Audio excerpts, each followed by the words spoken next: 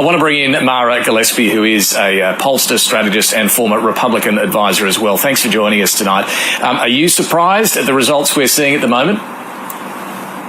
No, this election has always been the Republicans to lose. And it doesn't matter whether it was Biden or Kamala Harris, but I think in a large way, the inner circle, the inner sanctum of the Biden team really did put the Democrats, but also put the country in a bad position, because they knew that going into this election, people were unhappy with how things were at the current status. The current status quo was not, people were high gas prices were high, but grocery prices were high. Housing costs are high. There isn't enough housing to go around, essentially. There's not houses on the market.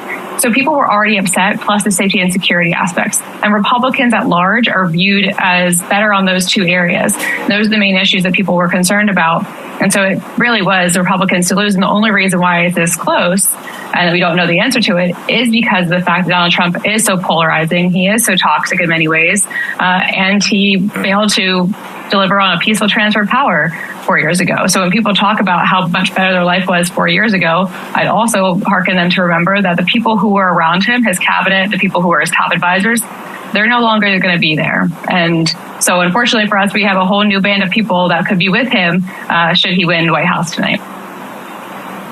Just explain that last point to us, because I've heard this many times, that he won't have the so-called adult supervision, as some put it, that was there in the first Trump presidency, in the cabinet in particular. Who will be in Donald Trump's ear? Who will be most influential? Is it going to be some of the figures that we've seen, certainly through the campaign? That's what he has said so far. He's already talked to reporters about wanting to put people like Vivek Ramaswamy and Tulsi Gabbard and others in his corner. I think, he's talked about having Elon Musk around, maybe as an advisor. He's interviewed more or less people like Kevin McCarthy to be his chief of staff. So really, it's concerning in a lot of ways that people think that, one, he is going to be able to do this job the way that he was able to do it in 2016, that he could possibly do it the same way now. But my hope is that with the Senate going to Republicans, and I'm hoping that the Senate Republicans elect John Thune to be their majority leader, I think he can steer the ship in a better direction. Again, I do think the Republicans are better equipped to handle things like getting the economy back on track, but I just don't see how we can completely ignore the fact that Donald Trump, the things that he says, the things that he does, it is embarrassing in a lot of ways. I think I'm not that's afraid to say that. I'm a Republican, but it's important to say it. Yeah, and I think that's people can understand, I'm sure, that the economy is a big factor here, that people are struggling, and that's cost Kamala Harris support.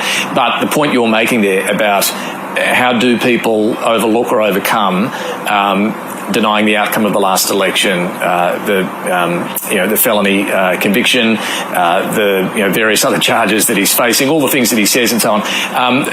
How do you explain why so many American voters tonight have overlooked that?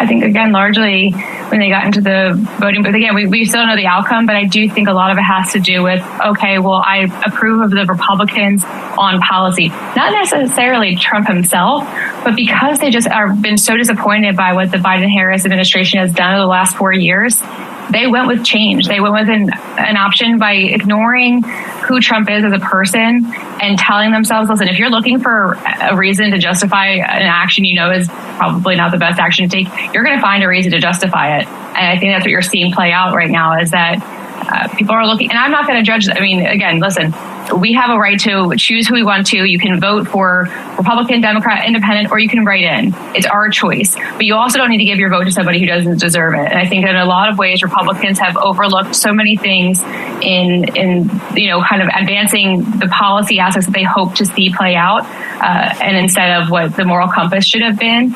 And so I think that I think that's where a large part of it comes from. And I do think that in the years to come, there will be this reckoning where Republicans will say, oh, I didn't know he said that, or I wouldn't have supported him if I heard that. And you're going to hear a lot of excuses in the years to come. But right in this moment, they do know. And it's just easier to, right or wrong, it's just easier to go with what you think will be beneficial for you and your family as opposed to its long-term, because we don't know what Trump will do, to be honest. Final question for you, Mara. J.D. Vance How do you think he went through the campaign as the running mate, and what's that relationship like at the end of this campaign, do you think?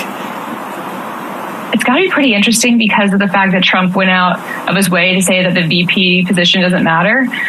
But then, J.D. Vance did such a great job during the VP debate with he and Tim Walz. And so I do think there are a lot of Republicans who are hopeful, and maybe they put their vote towards J.D. Vance as opposed to Donald Trump in hopes that, because again, we talked about earlier on the program that Donald Trump can only be president for these 4 years. And so the Republicans need to look for what the future of the party looks like.